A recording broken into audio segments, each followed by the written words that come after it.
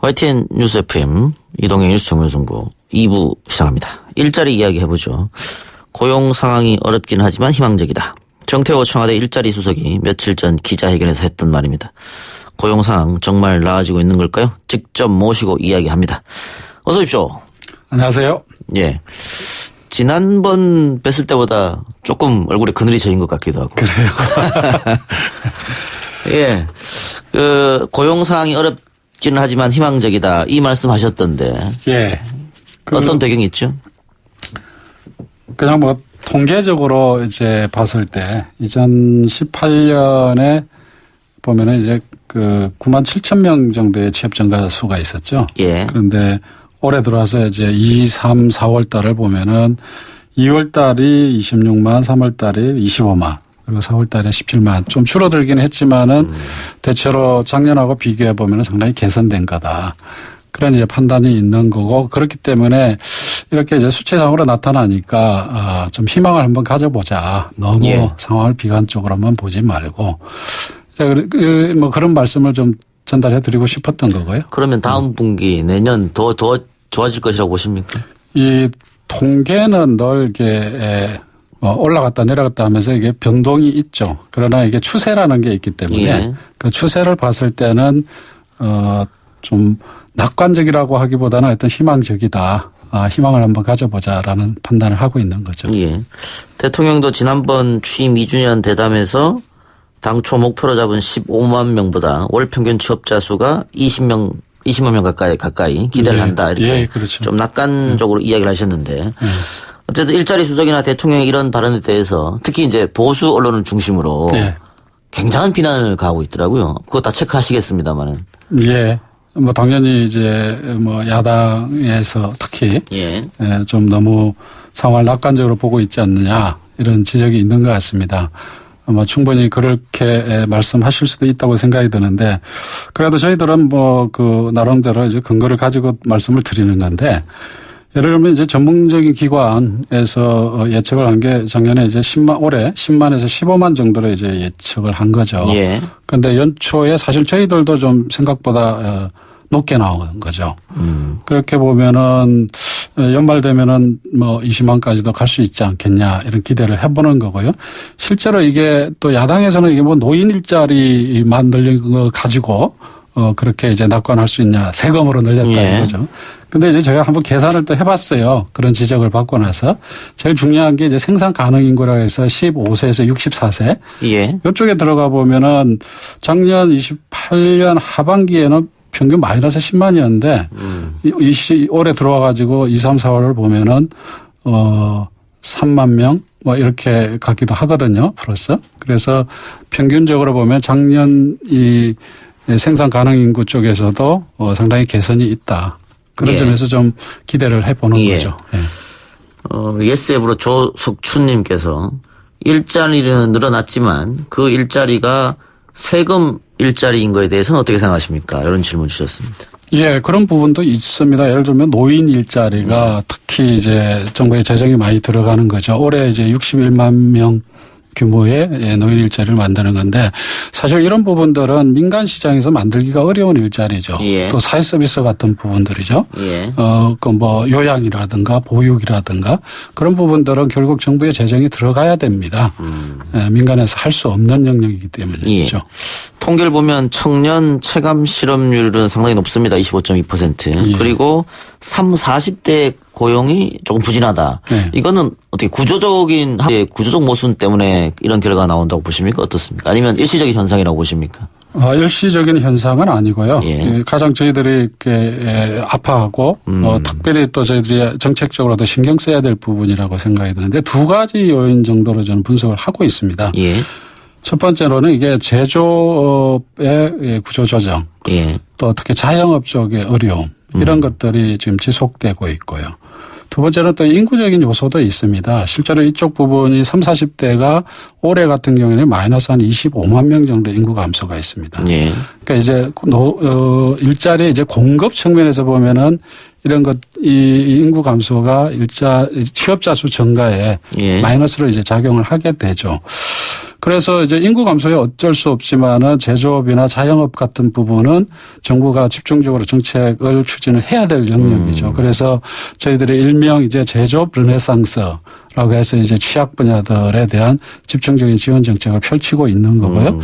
또 소상공인 자영업자와 관련해서는 작년 연말에 저희들이 그 자영업자들하고 함께 정책을 만들었었습니다. 그거를 지금 집중 추진하고 있고 매달 함께 또 정책 점검도 하고 있습니다. 예. 제2의 광주형 일자리 얘기도 나오던 것 같은데 그것도 그런 차원입니까? 그렇죠. 이제 일자리를 만드는 데 있어서 지역 차원의 이제 일자리가 되게 중요하죠. 예. 아시다시피 지금 뭐 지역 소멸이라는 얘기도 예. 나오잖아요. 그러니까 지방자치단체에서는 지역 일자리 만드는 것이 가장 중요한 과제인데 다행히 지난번에 광주형 일자리가 성공이 되면서 예. 이 지방자치단체 차원에서 일자리 만들기가 아주 적극적으로 이루어지고 있습니다. 그래서 이제 저희들이 공식적인 명칭을 상생형 지역 일자리라고 해가지고 그 제도를 만들고 정부가 법적으로 지원이 가능하도록 그렇게 제도를 정비를 했습니다. 예. 광주형 일자리 얘기는 뒤에 가서 조금 더 하기로 하고요. 예. 자, 외형적으로 일자리 숫자도 중요합니다만 내실적으로 일자리 질이 어떻느냐 그렇죠. 이것도 중요한 거지 않습니까? 아주 중요하죠. 예. 어떻게 보고 계십니까? 좋은 일자리를 이제 제공하는 것이 가장 중요한데요. 예. 저희들이 보통 이제 일자리의 질의 문제를 얘기할 때 노동 시간과 관련된 통계를 많이 인용을 합니다. 예. 상용직의 증가를 얘기를 하죠. 그런 건데 보통 지금 상용직의 작년부터 이렇게 쭉 보면은 30만 이상씩 증가가 3, 40만 명 정도의 증가가 유지가 되고 있습니다. 이 상용직이 왜 중요하냐면은 상용직이라는 거는 1년 이상 안정되게 일을 하는 자리를 얘기하는 거거든요. 예.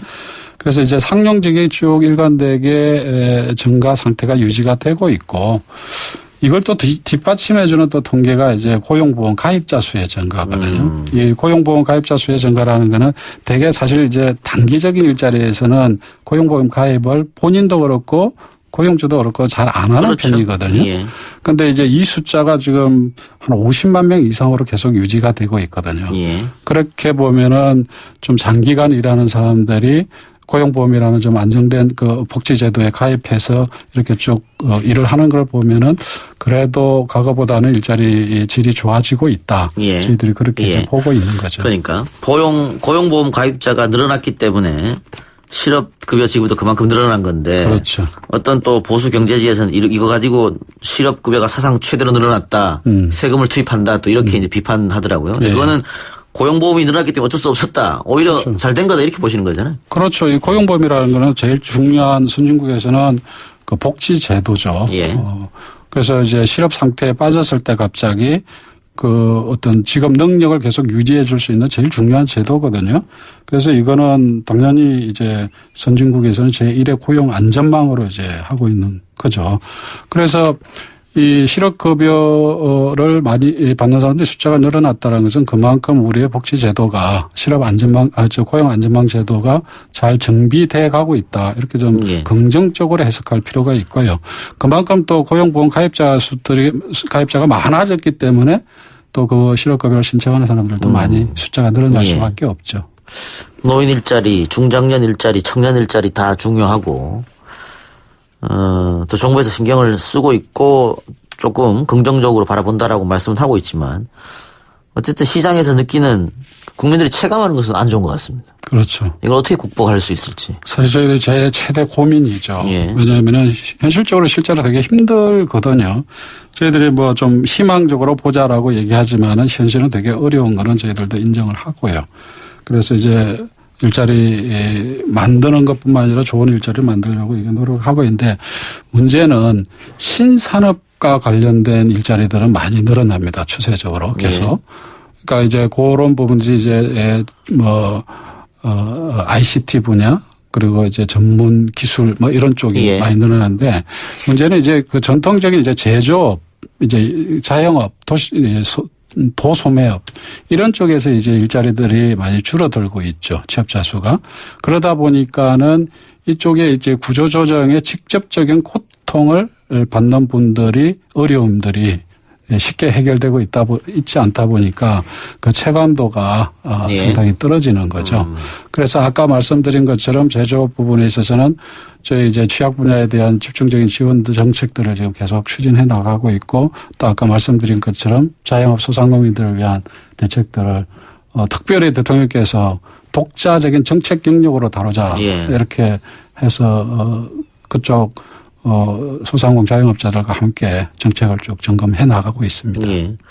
자영업 이야기해 주셨습니다만 자영업이 특히 더 어려운 것은 자영업 비중이 우리가 너무 높기 때문 아닙니까? OECD 국가 다른 국가랑 비교해도 굉장히 높은 걸로 알고 있습니다. 그렇죠. 우리나라가 취업자 중에서 자영업이 차지하는 비중이 취업자 수의 25% 정도 됩니다. 보통 선진국은 한 10% 정도 되는데 우리나라가 가지고 있는 좀 특수한 고용 구조라고 보면 되겠죠.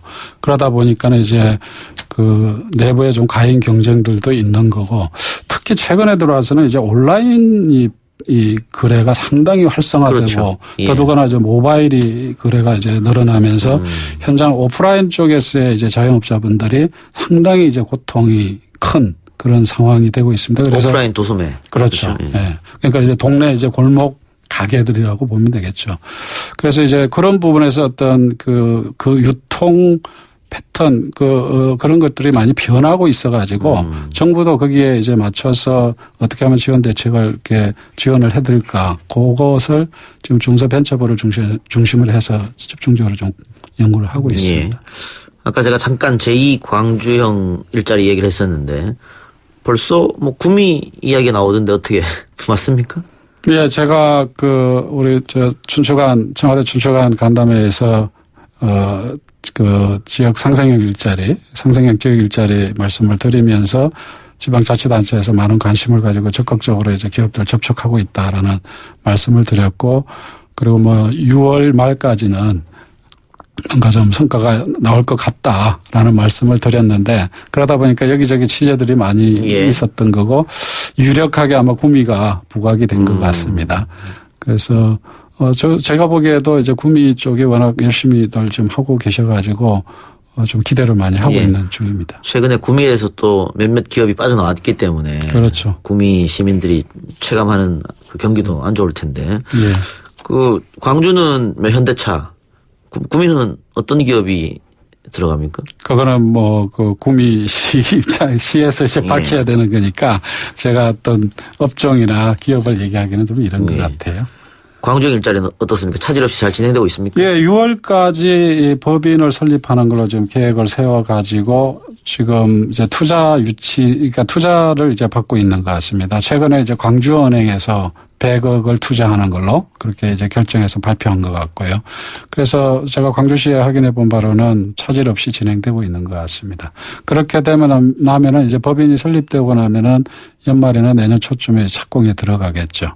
그래서 이제 빅그린 산단에 이제 공장이 들어서면 21년부터인가? 그때부터 이제 생산에 들어가는 걸 알고 있습니다. 4867님께서 은퇴 연령대가 자영업이 아니더라도 자산 관리를 할 수 있게 재무 설계 지원이나 투자도 좀 해주세요 이랬는데 아마 100세 시대다 보니까 일찍 은퇴하시잖아요. 그렇죠. 그리고 은퇴하고도 꽤 오래 이제 본인의 삶을 영위해 나가야 되는데 그럼 뭐 할 거냐. 그동안 벌었던 돈을 다 쓸 수도 없는 문제고 그러다 보니까 자영업에 뛰어들고 자영업이 폭증하고 뭐 이런 문제를 한번 지적해 주신 것 같고요. 0387님께서 저는 정부에서 주는 일자리에 일하고 있습니다. 그런데 3개월, 4개월 일자리도 일자리가 맞습니까? 이런 질문 주셨어요. 아마 단기간 일자리를 말씀하시는 것 같아요. 보통 이제 우리가 고용 통계를 발표할 때 상용직, 임시직, 일용직 이렇게 구분을 합니다. 예. 한 달 이내를 이제 일용직이라 그러고요. 예. 임시직을 이제 한 달에서 1년 사이를 얘기하고 상용직을 1년 이상을 얘기하죠. 그러니까 일자리 통계에는 그냥 잡히죠. 예, 잡히긴 한다. 네. 그런데 이제 최근에 나타나는 현상 중에 하나는 보이지 않는 일자리들이 많이 있습니다. 예. 예를 들면은 뭐 유튜버 이런 걸로 이제 또 그래요. 돈을 버시는 분들도 있잖아요. 예, 예. 이런 분들은 잘 또 안 잡혀요. 그래서 새로운 종류의 숨어 있는 일자리들이 꽤 있는 것 같은데 그런 부분들도 저희들이 좀 이걸 어떻게 하면은 일자리 통계로 수용될 수 있을까 좀 고민들을 하고 있습니다. 예, 그 부분에 대해서는 뭐 세금 문제도 같이 연루돼 있으니까 그렇죠. 잘 좀 파악하셔야 될 것 같고. 예. 자, 문재인 정부 집권 3년 차가 됐는데 대통령 지지율이 많이 빠졌습니다. 집권 초기보다는. 그렇죠. 그리고 그 기대를 많이 했던 만큼 실망하는 분도 계실 테고. 예. 특히 경제 문제에 대해서는 아마 대통령 본인도 조금 뼈아프게 느끼고 계신 것 같아요. 네. 이런 좀 어려운 상황에서 뭐 물론 지금 수석님께서는 앞으로 좀 나아질 것이다 이렇게 좀 좋은 이야기 해주셨습니다만은 어쨌든 국민들에게 드리고 싶은 말 또 각오 뭐 이런 거 한번 부탁드리겠습니다. 예. 사실 이제 경제 와 관련된 통계도 그렇고 일자리와 관련된 통계도 그렇고 이 좀 균형 있게 좀 봐주셨으면 좋겠다. 예. 그러니까 좋은 통계도 많고 나쁜 통계도 있지만 좋은 통계도 꽤 있거든요. 그렇죠. 예, 그렇기 때문에 특히 경제 같은 경우는 심리라고 그러지 않습니까? 예. 그런 건데 우리가 예를 들면은 뭐 3050 클럽 얘기할 때도 보면은 저희들이 경제 성장률이라는 게 그 3050 클럽 내에서는 상당히 선두권에 들어가 있는 거거든요. 그런 거고 뭐 OECD 국가 내에서도 그런 건데 이런 또 좋은 지표들도 얘기를 하면은 그래도 경제의 펀더멘털은 괜찮다. 그러나 지금 워낙 어려우니까 정부가 경제 문제에 대해서 전력 질주하고 있다. 그런 말씀을 드리면서 좀 희망을 가주십시오. 알겠습니다. 주십사 부탁드리고 싶습니다. 오늘 오른 자리 나오셔서 감사합니다. 예, 고맙습니다. 예, 지금까지 청와대 정태호 일자리 수석이었습니다.